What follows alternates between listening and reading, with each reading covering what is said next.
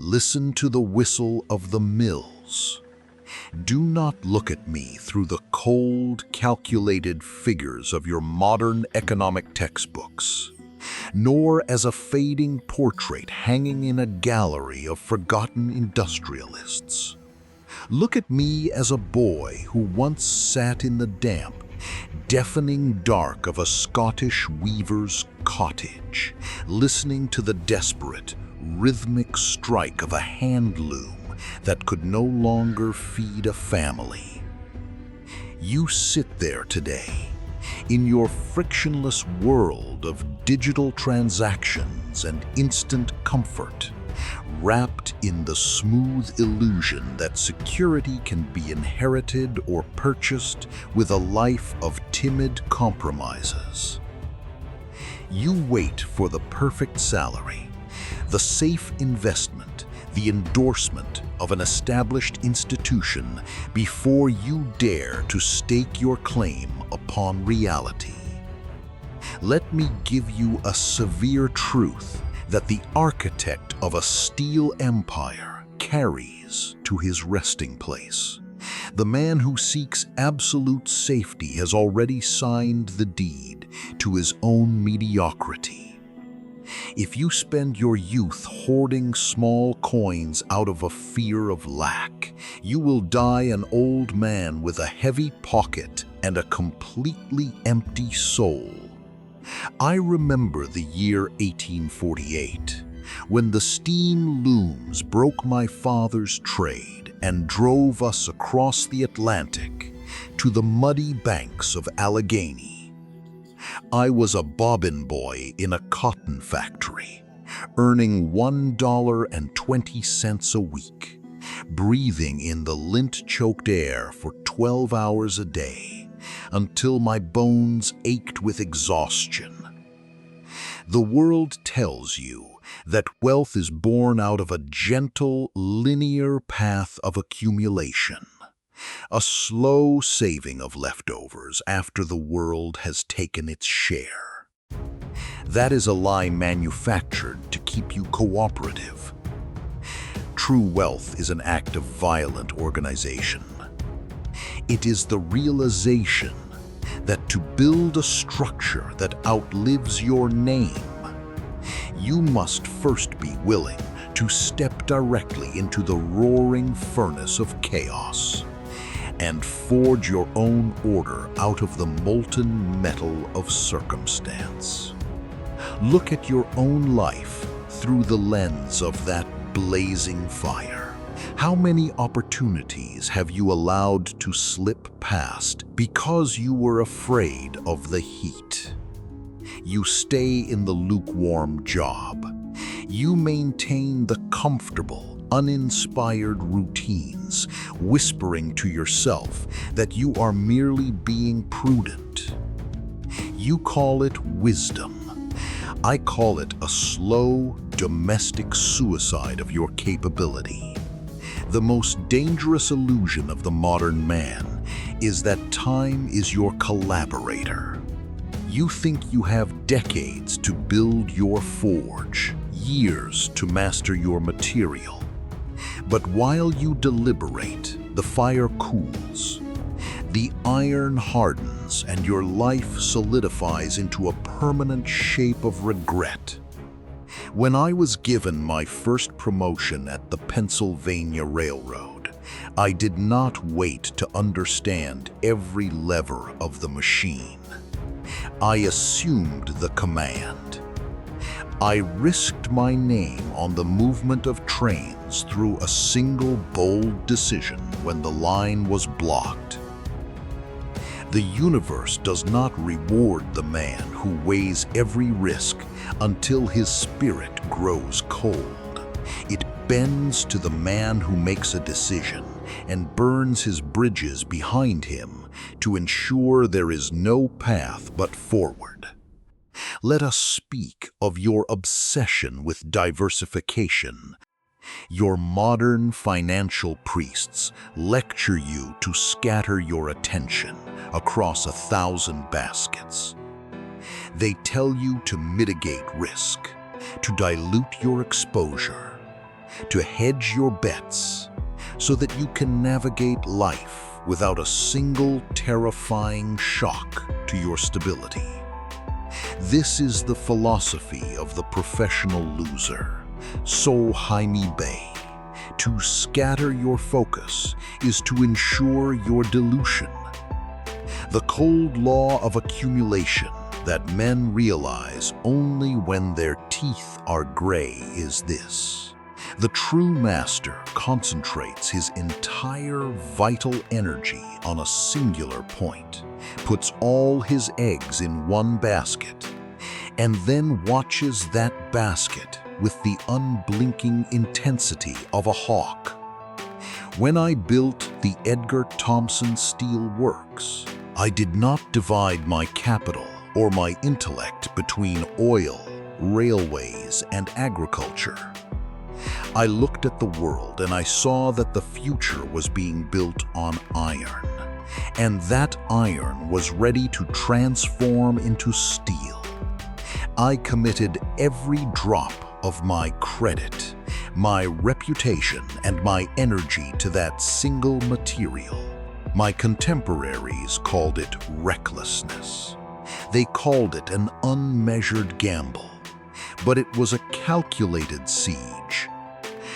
I knew that if I could produce steel cheaper and stronger than any man on the face of the earth, the world would have no choice but to build its skyscrapers, its bridges, and its rails upon my foundations.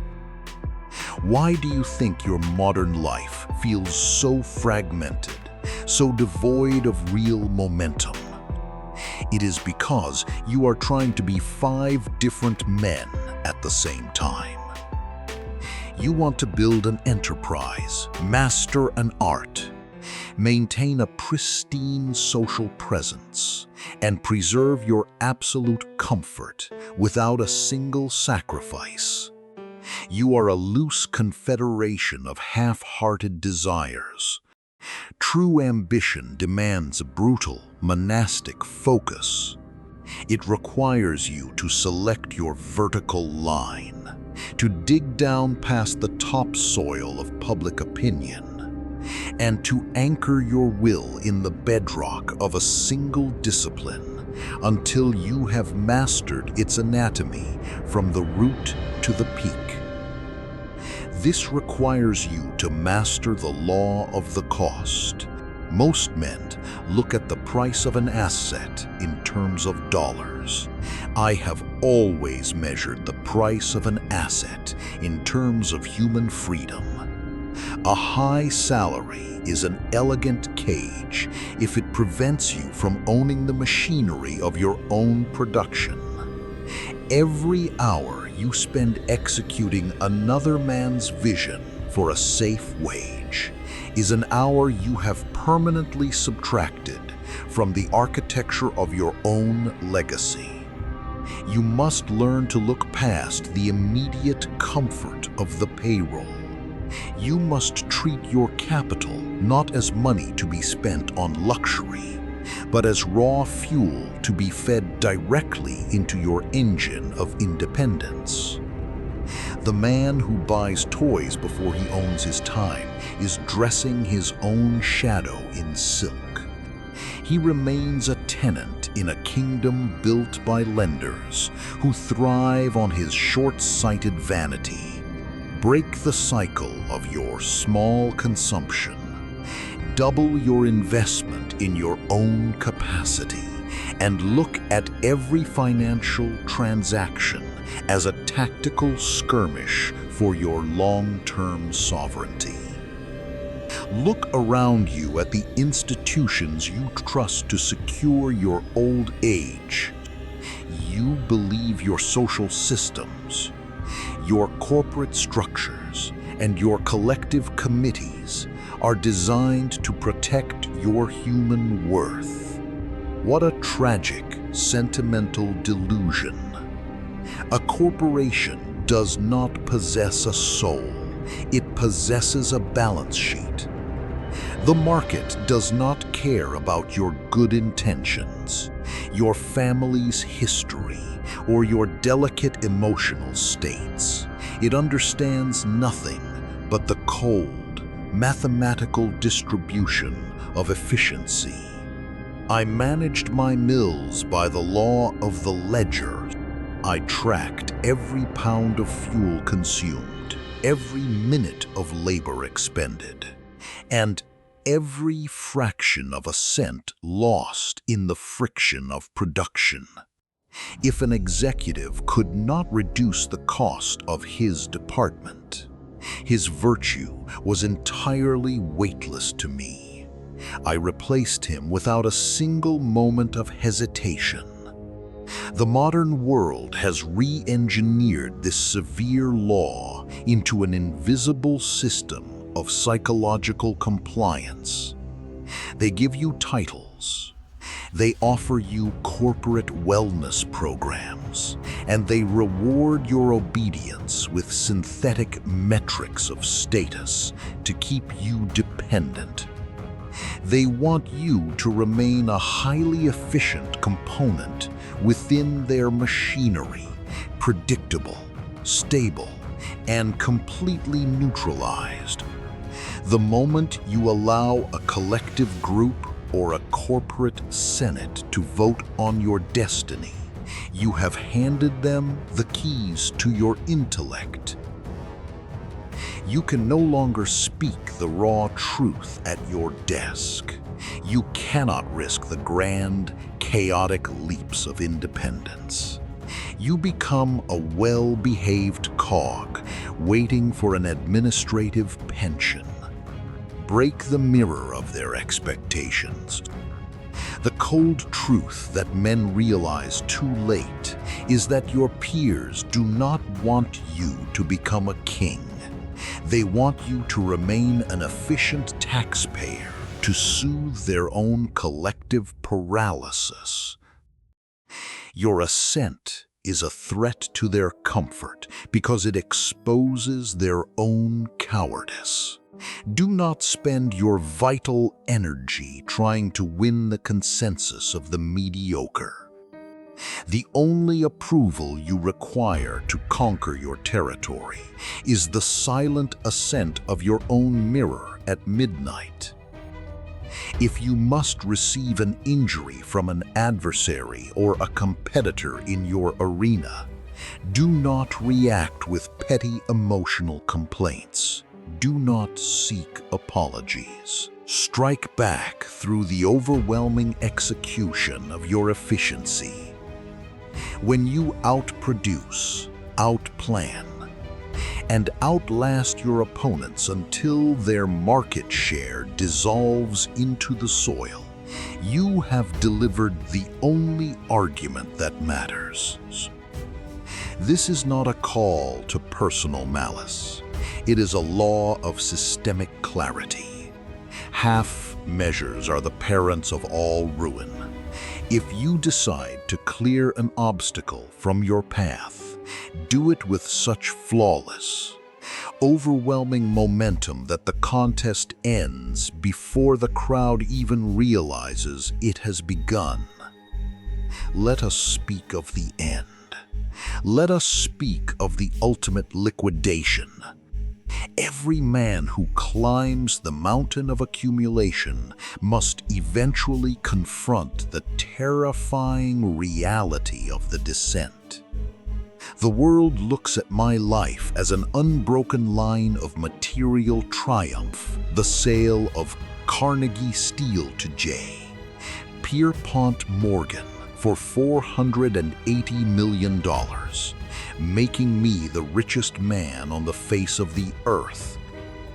They see the palaces, the estates, and the immense concentration of gold, but they miss the grand, paradoxical crisis that strikes a man when he reaches the summit.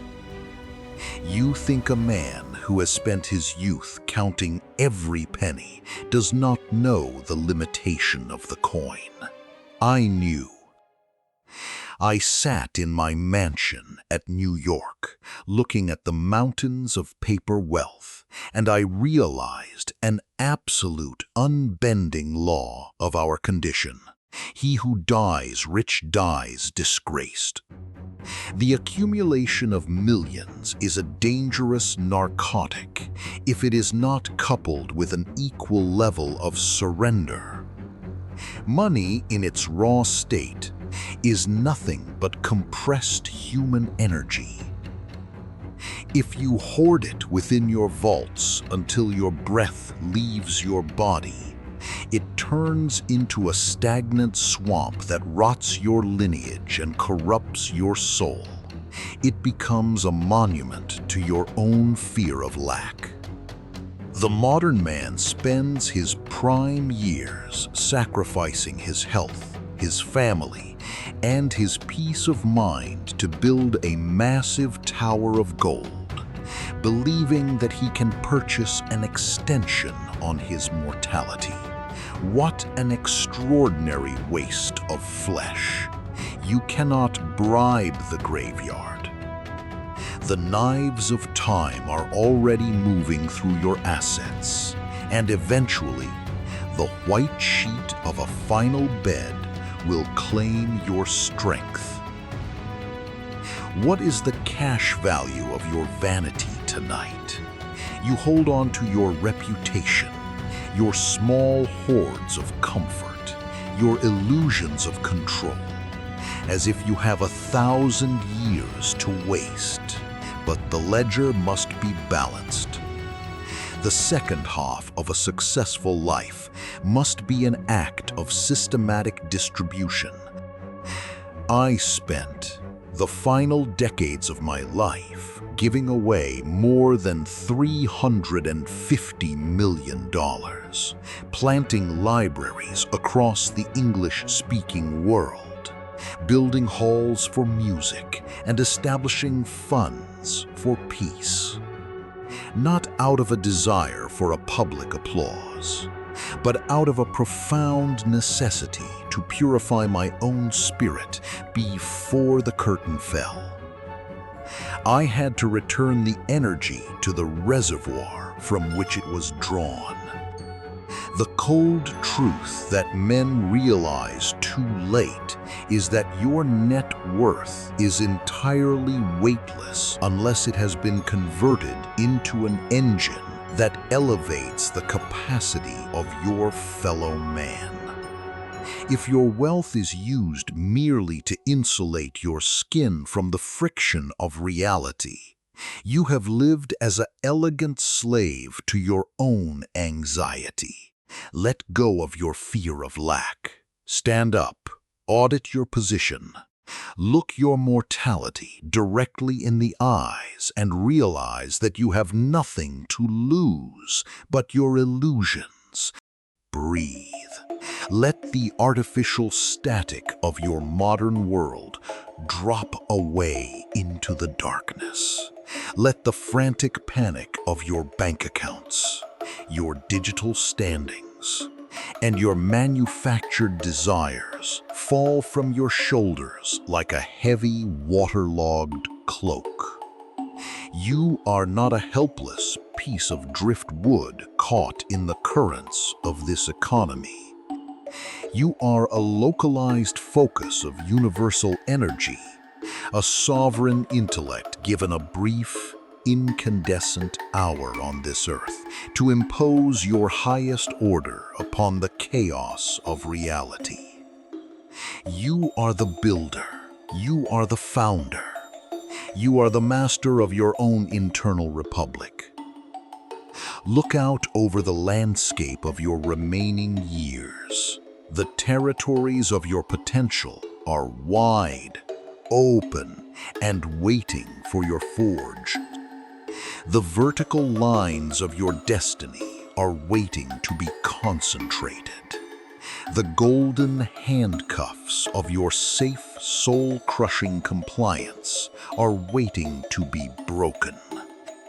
Do not look back at the poverty of your origins or the financial mistakes of your youth. The past is a bankrupt enterprise that has already closed its books. It holds no credit over the living velocity of this present moment. The future is an unmapped wilderness, and your current choice is the iron rail. When you open your eyes and step back into the chaotic marketplaces of your city, do not walk as a timid petitioner. Walk with the quiet, internal poise of a man who knows the structural anatomy of power. When confronted by the temptation to scatter your focus, choose the monomania of the single basket. When confronted by the soft promises of comfort, choose the hardening friction of a bold initiative. And when confronted by the briefness of your hour, let it fill your veins with an unyielding determination to forge a legacy that outlives your bone. Your empire does not require columns of marble or the permission of the crowd. It requires only this, an absolute commitment to efficiency over ease, a sovereign mind that treats time as its supreme capital, and the magnificent, unshakable courage to say, to every challenge that fate throws at your feet, my life is the forge and my will is the iron.